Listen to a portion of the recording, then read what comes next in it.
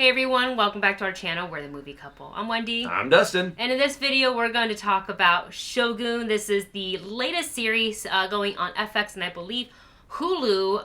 And we just got done watching the first 2 episodes. And wow, I had a feeling from when we watched the trailer how intense and obviously gorgeous this is. But it wasn't really until we got into the first episode that I was like, whoa, this is really intense, deeply into the politics of the time and as well as religion playing into it. Yeah, and I knew a little bit about this and how intense this was going to be because many, many years ago, I vaguely remember scenes and parts from, I think, the original show, which is, I think, based off of a book. I think so, too. So there were moments that I was expecting, and I kind of knew what the vibe was going to be. However, this series is intense. There is a lot of political intrigue, a lot of different factions. More factions get added and then taken away, and then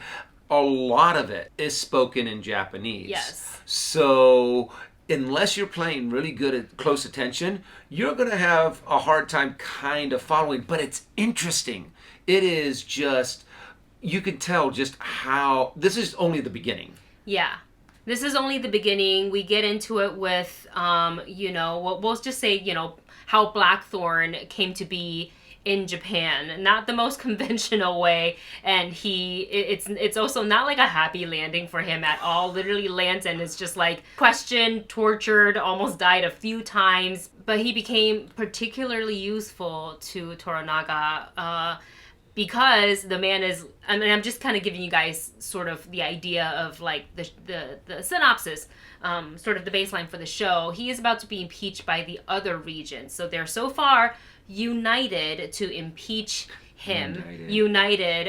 And that's why Blackthorn's character serves as a key element to him and essentially not be impeached and also staying alive. And him and his like entire, I guess, court of people. Yeah, and it really does just kind of show, well, because it's all about what happens when, the leader of a group passes away, their eldest son is too young, and all of the different backstabbing and, oh, I'm your friend if you're my friend, so we can go against a common enemy, and just seeing how all of the best laid plans just slowly fall apart. But the way that they reveal certain motives, certain aspirations of certain characters, I love it that they're not just coming straight out. You will slowly get a lot of different pieces of this puzzle. And that's what this series really seems to be building up to, is going to be this huge, elaborate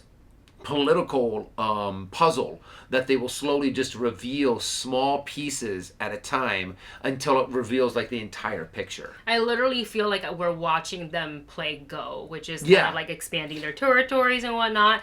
Really, really cool. And I like the element of sort of the outside influences that they literally didn't know about, with the religion of the Catholics, of the Spaniards, of England.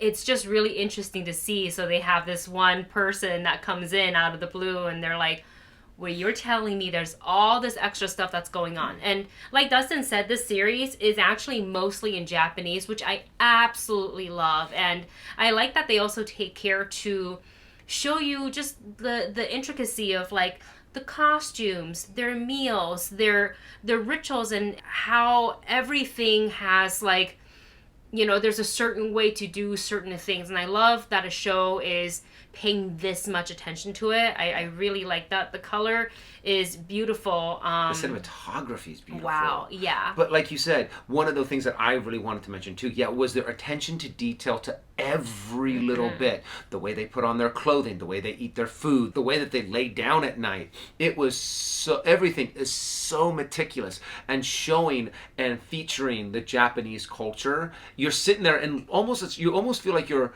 having a master class in learning about the rituals and cultures of Japan. It makes you feel like they really did their research, that they really that they are trying to be as truthful to their culture as possible. Yeah, and it's been I know we're only 2 episodes in. The first episode was a little over an hour. The second one, they're all just under an hour, and I think there are a total of, I think, 10 episodes that are releasing, I think, week by week. So if you guys if you want to thumbs up this video, if you want to hear more about the show, we're not going to do a reaction to it because a lot of it, because it's subtitled, we're literally just watching and not having reactions, because you want to make sure you're reading the subtitle and understanding and all of that stuff. And it would probably also be a little boring because most of the time, even though we are kind of reacting, we're kind of focusing on exactly the political intrigue, on exactly trying to understand all of the context,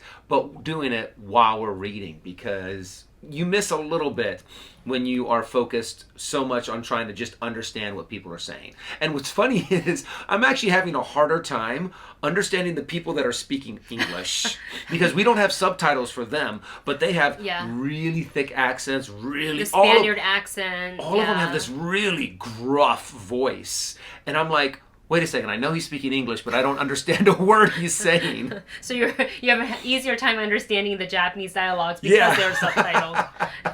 That's really interesting.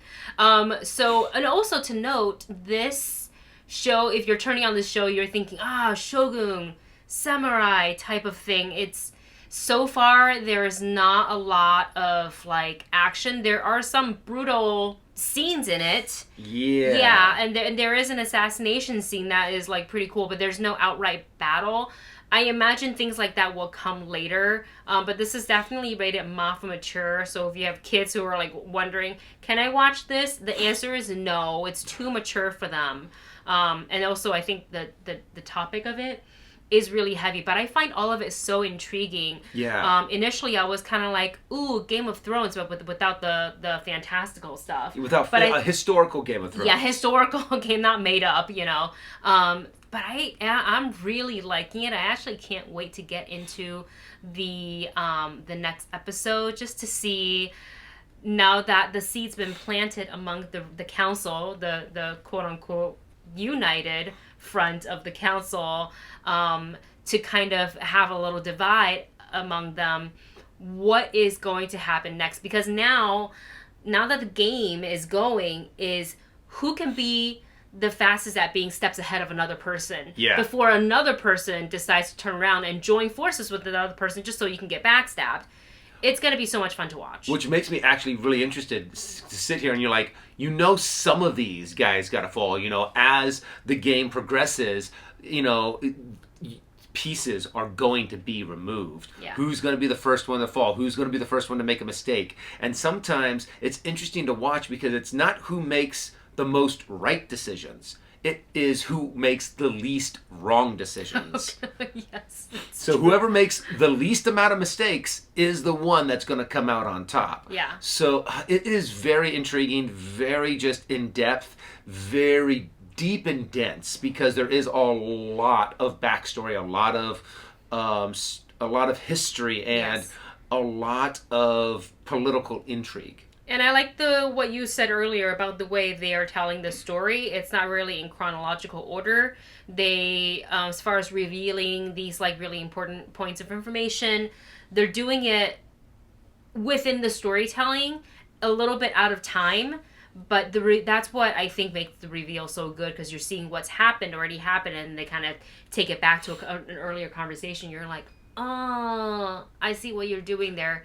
I get it. I think I get it. And then sometimes, even if they play out something, you think it's going to play out the way you think it's going to, but then they surprise you with a double cross, which is so deliciously good. So if you're curious about watching Shogun on FX/Hulu, we're telling you, it's really interesting. If you're into this type of drama with a bit of politics involved, with politics, it is pretty much all politics. Yeah, but it's delicious and it's good and it's beautifully shot. I say get into it. It's a stellar cast. And if you want to see some beautiful cinematography, beautiful costumings, and just an insane attention to detail when it comes to culture and ritual and belief systems and what makes a society tick, this is a really good watch. Even though, yes, it is very dense. You have to do a lot of reading while you're watching, but it is very, very interesting. All the anime folks out there are like, I got this.